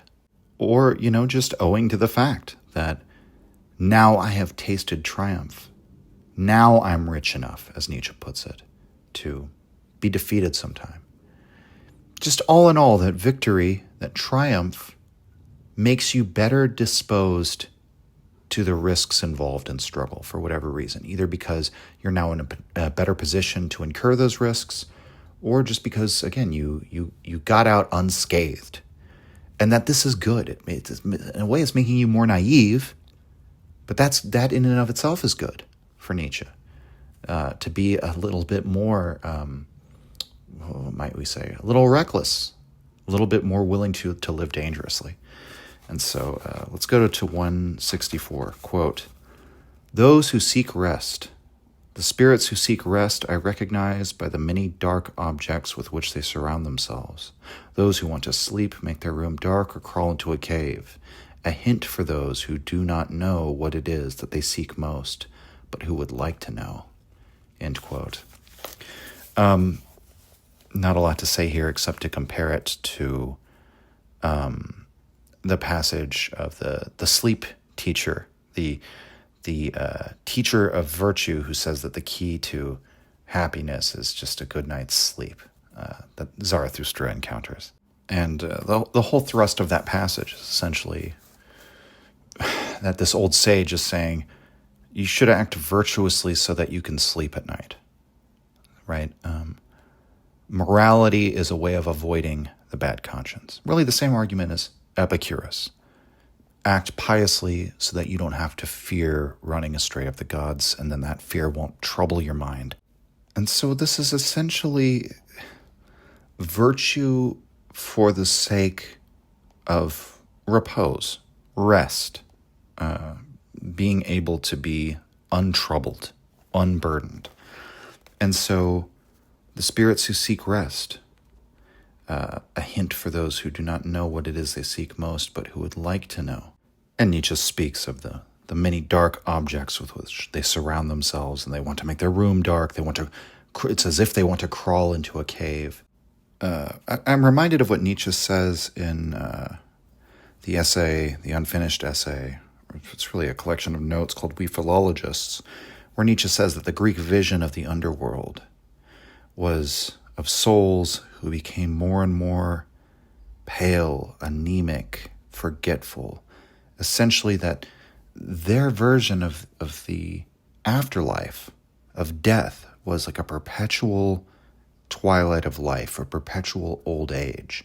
Sort of like the souls in the underworld are like, your aging great-grandfather sort of fading out, right? You just kind of fade out for all eternity, slowly becoming a shade. And I was just reminded of that in this passage, because there's something about the way of life, or the pursuit of virtue for the sake of repose, of being unbothered, of being, having a clear conscience or something like that.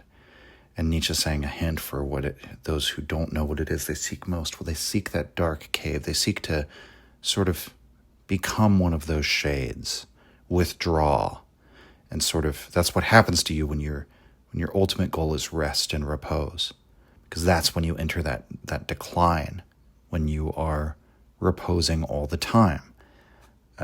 It's, if you don't use it, you lose it. Humans are anti-fragile creatures.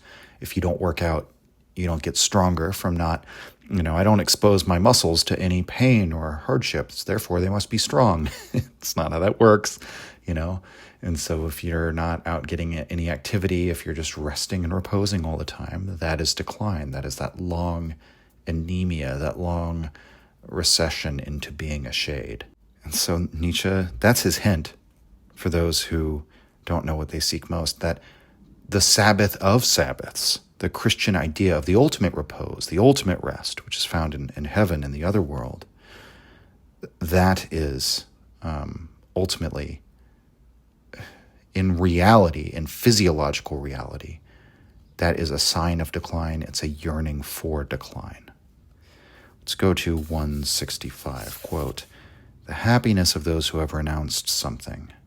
If one renounces something thoroughly and for a long time, and then accidentally encounters it again, one may almost think that one has discovered it, and how much happiness is there in discovery. Let us be wiser than the serpents who lie too long in the same sunlight." End quote.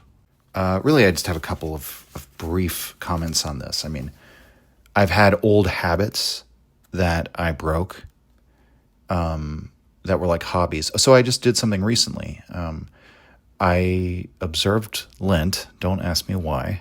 But it was kind of an experiment. It was kind of like a self-imposition of discipline. Something that somebody suggested to me that I try, and I was like, well, so I could give up anything? And I was like, well, I'm going to give up chess. And now, going back, now that Lent is over and playing a couple games of chess, it is like rediscovering it again, right? Or like, if you play a game that you haven't played since you were a child, or you go back to some place that you haven't seen since you were a child, there's something about just rediscovering something old that it only has that freshness, that newness, because you've withheld yourself from it. And we could think of this with an all number of things that you might have. Typically when we use the language of renunciation, what we're talking about is renouncing something that's more like a vice or something that's like a hedonic desire. And so, but even then, you can imagine, it's like if you get on like a really strict diet and then you only allow yourself, like something sweet or some kind of treat like once every couple of weeks or once every month, that experience will be so much better, right? So let us be wiser than those who lie too long in the same sunlight, who sort of spoil the treats for themselves by indulging in them too much. That's pretty much the only things I have to say there. Let's go to 166, quote, always in our company. Whatever in nature and in history is of my kind speaks to me, spurs me on, and comforts me. The rest I do not hear or forget right away. We are always in our own company, end quote. And my only real comment here is that we tend to, so in the realm of philosophy, we tend to adopt those theories or those philosophical positions that quote-unquote ring true to us, which speaks to our intuition, or Nietzsche might say, comes from those insights that come from people of a similar nature or character to us. And then you might say, like with a genre of music, with our musical tastes, I find that the people that are involved in the same music scene as I do, we have something in common, something similar, something that's shared in our nature or character that makes that style of music appeal to all of us. And the same thing can be said of books, films, really anything. What Nietzsche is saying when he's saying that we're always in our own company is that there's something that is unchosen about, that's just a matter of your, again, to use the term that's rather sloppy, rather clumsy, but I think is the only term we can really use, something about your nature, something about your taste that, what you're really going to seek out and what you're really going to get the most out of, the works of art, the works of culture you're going to find the most significance in, will be from people who have a similar taste to yourself. And so you're always in your own company. In a way, it's just sort of a truism. It's almost a very circular statement, but there is something, the implications of that are very interesting. So let's go to 167, quote, quote, misanthropy and love. One speaks of being sick of man only when one can no longer digest him, and yet has one's stomach full of him. Misanthropy comes of an all too greedy love of man, and, quote, cannibalism. But who asked you to swallow men like oysters, Prince Hamlet, end quote. And Kaufman's footnote, Kaufman references that scene in Hamlet, what a piece of work is man, right? Where Hamlet sort of marvels at the human being and the human animal, but concludes by saying, no man delights me not, no, nor a woman neither. And that's why Hamlet is standing as an example of a misanthropist. I would say he's not really a pure misanthropist in the style of, it's not like an antinatalist or anything like that, or somebody who's making these actual sort of rational moral judgments against mankind. It's more that Hamlet is in the throes of he doubts everything and reflects to the degree that he's paralyzed and incapable of action. And one of the things that he doubts is the value of mankind, the fact that we always put such a high value or high premium on human life and just all the glories mankind is capable of. And for Hamlet, man delights me not. So one speaks of being sick of man only when one can no longer digest him and yet has his stomach full of him. Misanthropy comes from an ultra-greedy love of man. I think love can breed hate in people. And that we see this in the Christian revaluation, in the fact that love of man breeds this like correspondent hatred of man. And like hatred of the world, you could say, but it is like the statement man's inhumanity to man really gets at it. That out of this philanthropic, humanistic love of mankind, you look around and say, well, the greatest problem for mankind is other humans. Their greatest tormentor, the source of their suffering is humanity itself. And we might also say, I invoked antinatalism earlier, and I think that is apropos as well, because that's a similar sort of calculation of saying that because of the immense suffering involved in any human life, we should not give rise to new human lives. That out of compassion, people shouldn't be conceived at all. So is that like, is antinatalism necessarily like hatred or misanthropy? It's not necessarily driven by a feeling of hatred, but it is based on a valuation that the human life is on the balance a negative experience, that a human life is a bad thing, and therefore out of compassion we ought not create new human lives. And so there is a sense in which you kind of have to have this moralistic compassion in order to hate mankind, don't you? Because if you don't have that moralistic compassion, then what is mankind guilty of? What can you hate him for?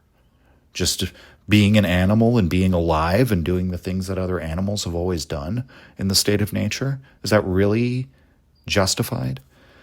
Nietzsche certainly doesn't think it is, and much of his project is trying to recapture that innocence. Let's go to 168. Quote, "Of a sick man, he is in a bad way. What is wrong?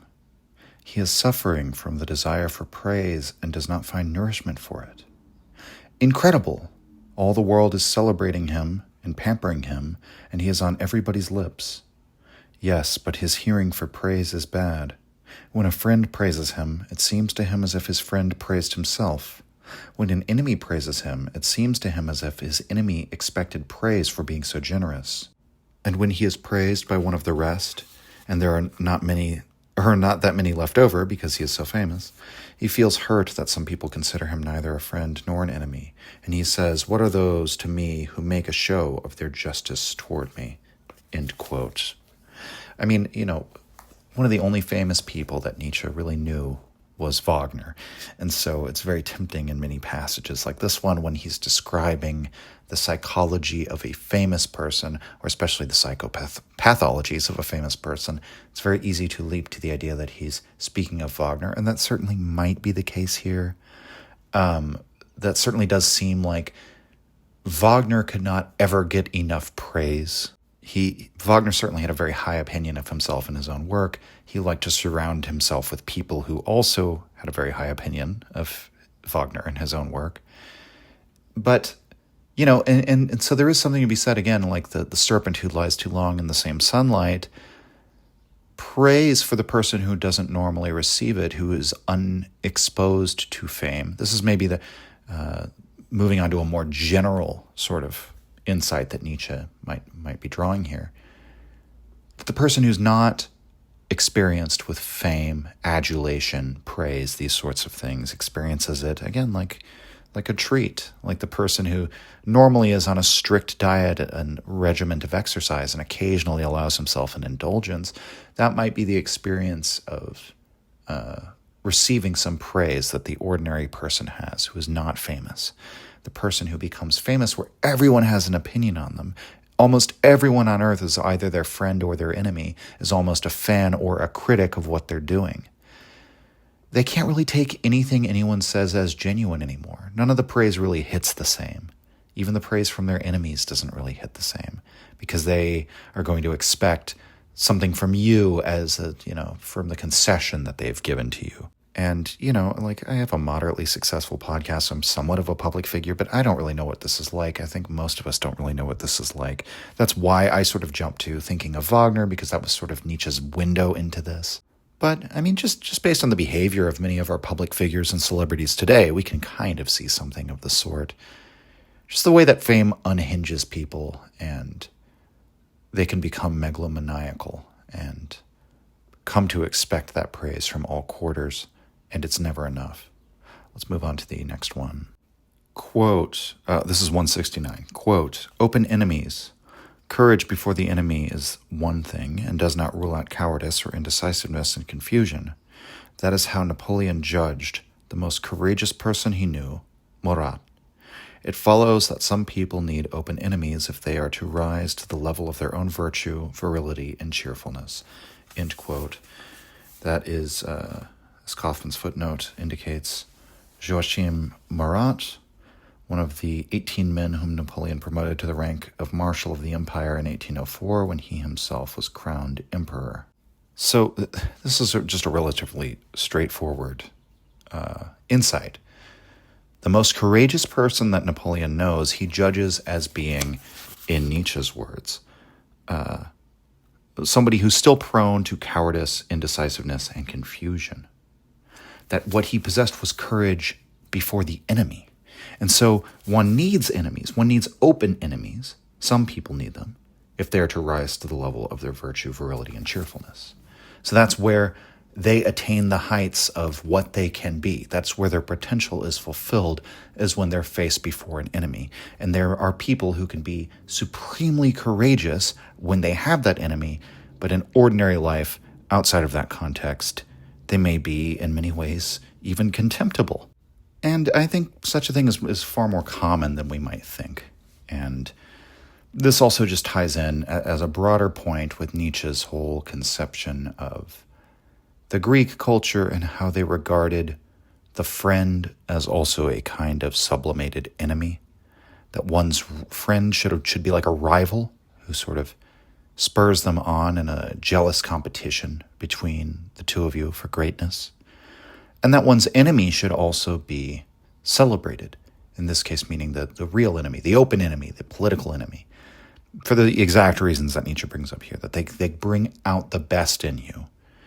And that so that every true relation of friendship should involve that sort of rivalry as a way of bringing out the best in one another, and that every sort of true relationship of enmity should come with blessing and celebrating that enmity, because again, it is Nietzsche says there's something of knowing what it is to be an enemy or to have an enemy that is a great gift that we should be, grateful for.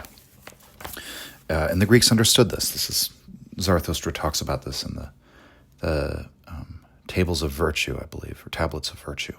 Or no, it's in the 1001 Goals, when he's describing the different tablets of value that hang over different people. And the way he describes the Greeks there is worth looking up. 170, quote, "With the crowd. So far he is still running with the crowd and singing its praises, but one day he will become its enemy. For he is following it in the belief that this will allow his laziness full scope, and he has not yet found out that the crowd is not lazy enough for him, that it always pushes on, that it never allows anyone to stand still, and he loves to stand still." End quote. So there are a couple ways you could interpret this. I'm not going to claim that I have the perfect interpretation. I mean, objectively speaking, what Nietzsche is describing is someone who feels at home within the conventional values of broader society, the masses, the herd, the collective, whatever we want to call them, but is eventually going to be set at variance against them, which is always means you're placed as an immoral or quote-unquote evil person if you defy the values of the community, not because he's too active and virile and courageous for the crowd, but because they're not lazy enough for him. They're always moving on to the next thing. This is the timeliness of the crowd, by the way, that Nietzsche is invoking. There's always the next thing. They never sit in untimeliness. They never They're always looking for something novel. They're always looking for some new source of entertainment. It's always shallow, superficial entertainment, moving from one thing to another. That certainly describes popular culture, doesn't it? It certainly describes online culture, meme culture, TikTok culture, the flavor of the moment. The fact that every week there's a new news story and then we move on to the next thing. Nietzsche is critical of this even in the 1800s, when it wasn't nearly as bad as today. But he was one of the ones who said the printing press had been a negative development for that reason. Goethe, he was another one who said this. And, you know, it's oftentimes we would think of some, like the great man, again, being described in the terms I just used as being more active and more potent and more, you know, willing to lead a risky life or live dangerously or something like that. But we have to remember that leisure is another one of Nietzsche's virtues, and untimeliness is another one of Nietzsche's virtues. Being able to be, like Nietzsche says, that it's being able to make use of one's leisure, to be at home in one's leisure time, to not constantly be leaping to the next thing, to the next thing, to the next thing, to not have the need to stay busy. In a way, Nietzsche thinks that these are all sort of, well, again, traits of the masses, of modern society, of mechanized or mechanistic society, industrial society, and or just what he might call plebeian traits in general, and that there is something that will set you against or set you at variance with the values of the masses if you are the kind of person who is more inclined to leisure and more inclined to the untimely, to the, what might we say, the questions or the issues that are eternal, that cross the minds of all men in all ages, rather than whatever the flavor of the month is. And but it's not clear. I mean, like I said, I'm not trying to give a final interpretation or a definitive interpretation of this passage, because it's not clear that the person who he says one day will become the enemy of the crowd after singing its praises, because he has not yet found out that the crowd is not lazy enough for him. It's not clear that Nietzsche would even praise this person, that he's even saying that this is a noble person who's being set apart from the crowd. And indeed, there are people who are set apart from the crowd for ignoble reasons. So, you know, I'm not necessarily saying that Nietzsche is describing a leisurely or untimely person. I'm just sort of raising those as possibilities, because Nietzsche is being somewhat vague here. But, you know, I guess we'll move on from there. So let's go to 171, entitled Fame. Quote, "When the gratitude of many to one throws away all shame, we behold fame." End quote. Pretty straightforward again, you know. Again, like I said at the beginning, unpacking all of these is a bit difficult, because in some of them it's all right there. That what fame is the he puts it in terms of gratitude here, but the love, adoration, the flattery, I mean, like all of these good feelings or supposedly positive things, when they reach an excessive height as to become shameful, or rather shameless, right? That you could only indulge in these things to such a degree if you have cast aside all shame. And then that's where we elevate a person. They become famous. They become a celebrity. Is the shamelessness of the crowd in attributing them praise, attributing them their attention, their flattery. Let's go to 172. Quote, "Spoiling the taste. A, quote, you keep spoiling the taste. That is what everybody says. B, certainly, I spoil the taste of his party for everyone, and no party forgives that." End quote. The way Kaufman phrases this in translation is a bit unclear, I would say. He's saying, it's clear to me from reading multiple translations, what Nietzsche is saying is, in the mouth of this hypothetical person, B, I spoil the taste of his party for everyone. So everyone's taste for his own party. The taste, what I'm spoiling is the taste that people have for the group that they are a part of. And the group that they're a part of does not forgive anyone who sort of casts doubt, casts aspersions on the party or spoils the taste for them. And this need not necessarily refer to a political party. I think it just could refer to any sort of group or team or sect of people. And the reason why Nietzsche is an immoralist is that he's always turning us against becoming part of any one of these, frankly, herds or sub-herds, something like that. There's just the many things he says. Just to speak politically, by necessity, the party man becomes a liar. You could say the partisan becomes a liar. And that all political parties are required to paint their principles into giant frescoes of stupidity. There's something about being in one of these teams, these herds or sub-herds, that is a rush to the bottom, to the lowest common denominator, that makes you dishonest and makes you just less than you could be. 173, quote, being profound and seeming profound. Those who know that they are profound strive for clarity. Those who would like to seem profound to the crowd strive for obscurity. For the crowd believes that if it cannot see to the bottom of something, it must be profound. It is so timid and dislikes going into the water. You could make definitely, or did I say end quote? I don't know. I'm getting tired. Maybe I should end it pretty soon here, but you could very easily make a comment about like the French postmodernists from this. I mean, I don't know if this is a legend or not, but I'm going to repeat it uncritically here. There's that interview where Foucault admitted that like 25% of what he wrote was nonsense, intentionally so, because no one takes you seriously in modern French philosophy anymore, unless some degree of it is impenetrable to them. And people feel like it must be profound and deep just because they can't understand it, right? But, aside from any specific example, Nietzsche is so right here. I mean, this is just, it's such a great aphorism, and it's one of the lesser-known aphorisms of Nietzsche, that actually being profound means striving for clarity. And that's, by the way, I'm not trying to aggrandize myself, but that is what I strive for on this podcast and have from the beginning. I'm always trying to make things as clear as I possibly can, and to take things down to basically the ground level, to the entry level for people who, don't have years of experience reading all sorts of philosophers and familiarity with all these obscure ideas.